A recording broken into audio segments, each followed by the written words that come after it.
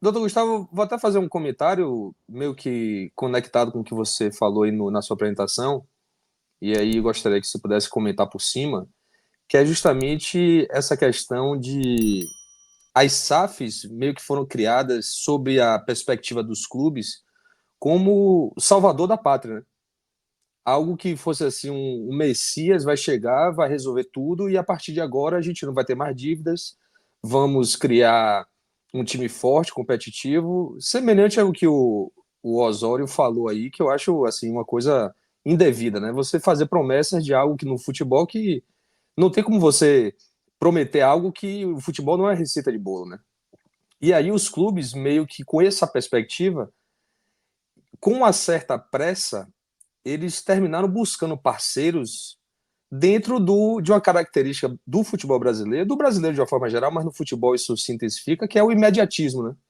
A gente não tem paciência de construir um projeto, construir uma nova história diante de tudo que foi construído anteriormente, né? Que se a gente for olhar a história dos grandes clubes brasileiros, do G12 e também dos outros que não fazem parte dele, como o Bahia no caso, são todos endividados, né?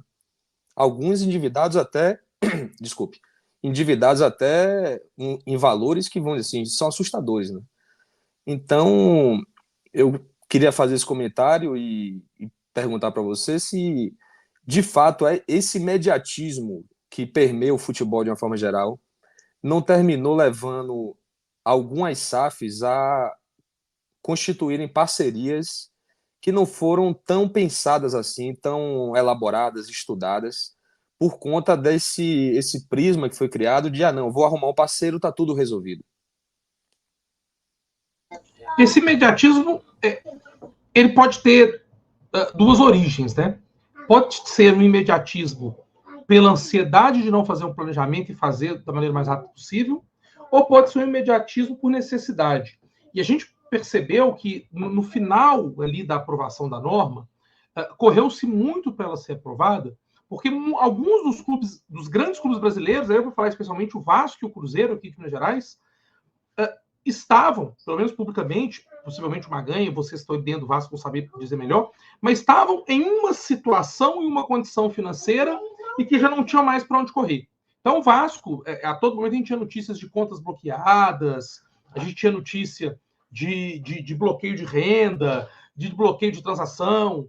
O Cruzeiro aqui em Belo Horizonte, o presidente da associação, que é o Sérgio Santos Rodrigues, ele chegou ao momento de dizer o seguinte: se o Cruzeiro não for convertido em SAF e se não vier um investidor, eu não tenho dinheiro para jogar a Série B do ano que vem.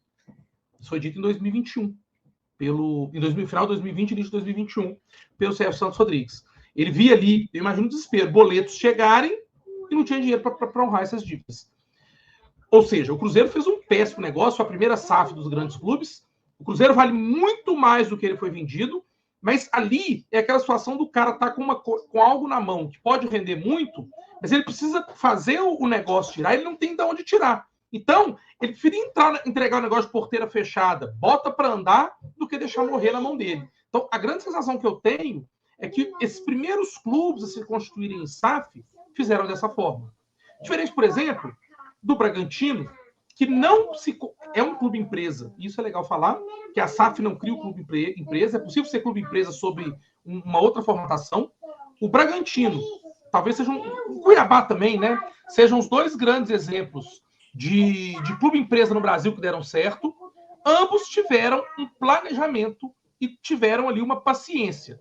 Agora, não dá para comparar, com desculpa dos torcedores do Cuiabá e do Bragantino, o Vasco, o Cruzeiro, até o próprio Botafogo, com esses dois clubes. Não dá para comparar.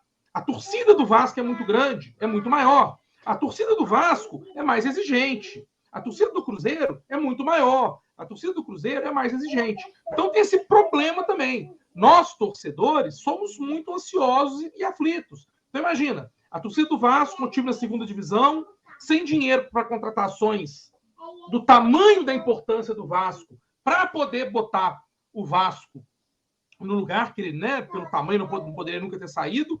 Então, essa ansiedade, esse imediatismo, que é típico do brasileiro, é mais típico ainda do futebol, porque nós, torcedores, cobramos, e nesses casos específicos, o imediatismo pode ter sido até uma necessidade. E é aquela velha história, né? Você tem um carro para vender, um lote para vender, um apartamento para vender. Se você estiver precisando de dinheiro e desesperado, você vai vender mais barato. Eu ia falar isso. Tem força de negociação. E que é o que eu acredito que aconteceu. Então, muitos eu vi ali no início, né, vocês mostrando os dirigentes do Vasco falando, olha e tal.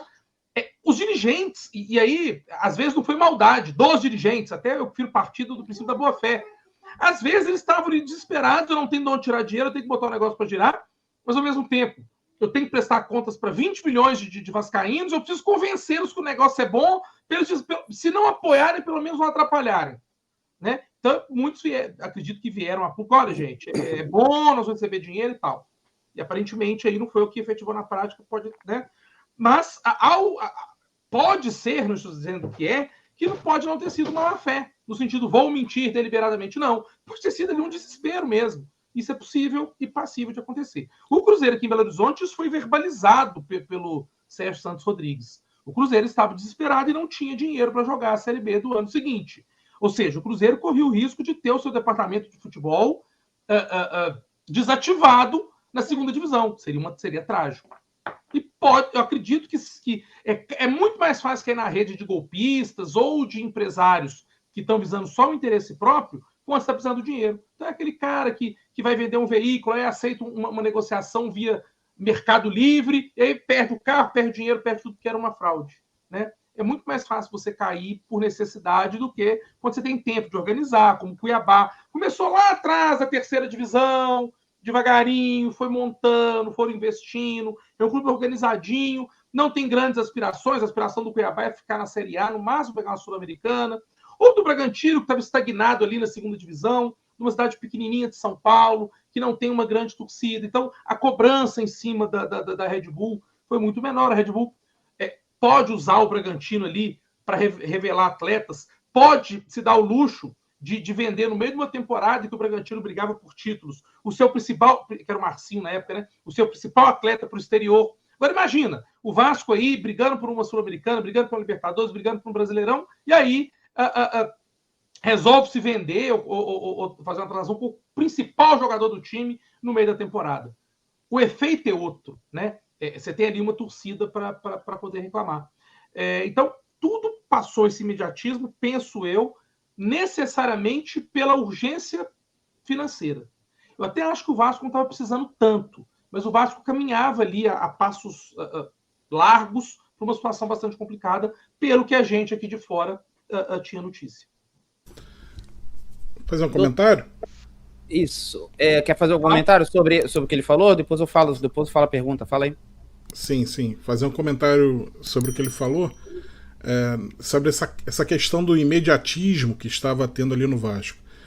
Esse imediatismo partiu da própria gestão do Vasco, que parecia com enorme interesse que o negócio SAF acontecesse por motivos inconfessáveis, e eu também não posso falar aqui porque, né, não quero ser processado e tal, mas não houve o debate necessário, não houve o debate devido. As redes sociais oficiais do Vasco foram usadas para incensar o negócio, para inflar o negócio. O Josh Wander chegando aqui no aeroporto do Rio, sendo recebido como se fosse um popstar, entendeu? Também tem essa questão da idiotização da torcida, que não é algo só da torcida do Vasco, isso acontece com todas as torcidas. Eu vi isso acontecer também na torcida do Cruzeiro, para ser também inflada, para pressionar para que a venda acontecesse, sem debate, sem nada. Não, pra você ter uma ideia, parte da torcida foi quase meio a meio. Parte da torcida querendo, numa enquete, né, que foi colocada no Net Vasco, parte da torcida, quase meio a meio, querendo que o Vasco fosse vendido sem que ninguém visse o contrato. O cara abre uma enquete no Net Vasco. Você concorda com a venda para 777 sem mostrar o contrato? Perdeu, 53% acho que falou, não, quero ver o contrato. E 47%, não quero ver o contrato. Porra, bicho. Tá entendendo? Pro cara dizer que não quer nem ver o contrato, esse cara, ele tá querendo fazer, ele tá sendo muito idiotizado para ser feito de otário. E uma outra questão, Gustavo, mais algumas questões. O ponto de partida do Vasco, para a gente poder comparar aqui no Rio, o torcedor do Vasco quer muito se comparar com o Flamengo.